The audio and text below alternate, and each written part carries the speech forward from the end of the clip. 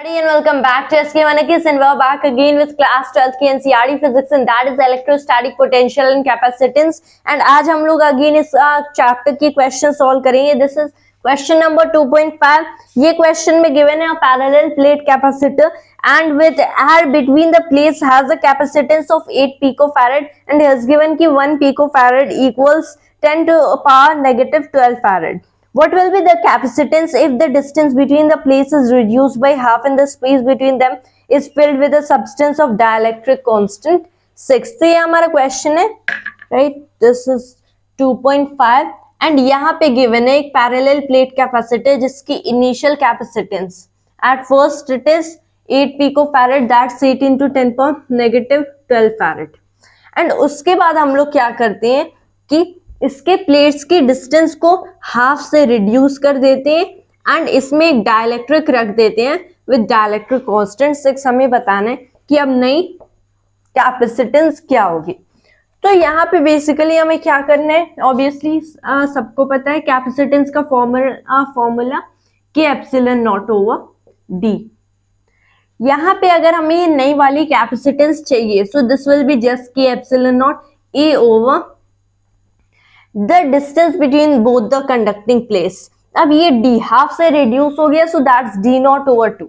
So this is 2 की epsilon naught a over d naught, right? ये जो epsilon naught a over d naught है ये वो वाली हमारी कैपेसिटेंस है जो कि डाइलेक्ट्रिक रखने से पहले था. This is epsilon naught a over d. This is just c naught. So this is 2k c naught. So it's 2 into 6 into 8 picofarad and that's 96 picofarad. And that's the answer to this question 2.5. and uske aage now we'll move on. All right, now let's move to next question. This is ki 3 capacitors each of capacitance 9 picofarad are connected in series. A, what is the total capacitance of the combination? B, what is the potential difference across each capacitor if the combination is connected to a 120 volt supply? तो यहाँ पे इस question में was given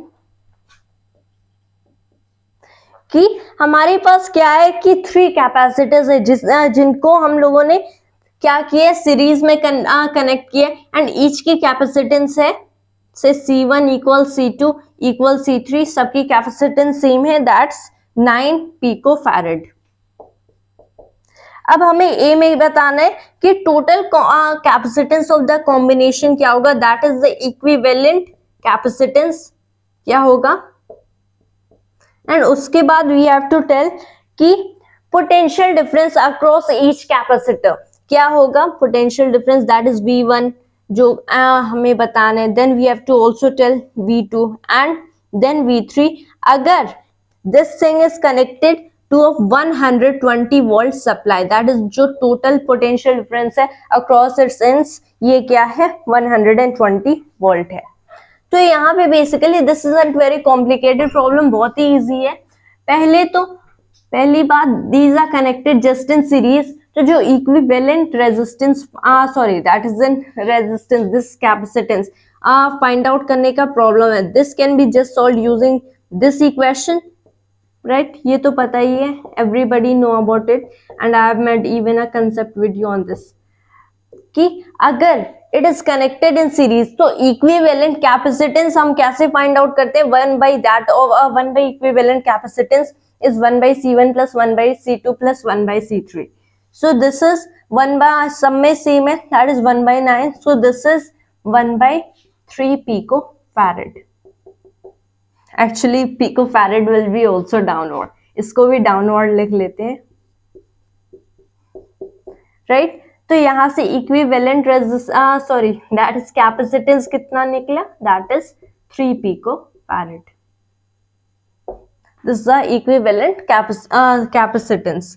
तो ये तो solve हो गया. B में क्या है, B में हमें बताना है V1 V2 and V3.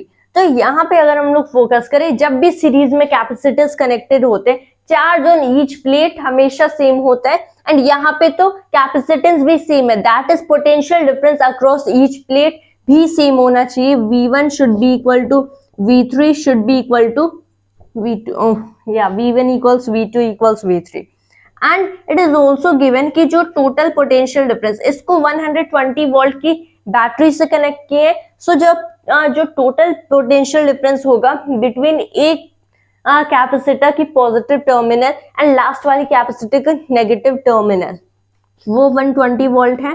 That is हमारा टोटल पोटेंशियल डिफरेंस 120 वोल्ट है। सो V1 plus V2 plus V3 is 120 volt.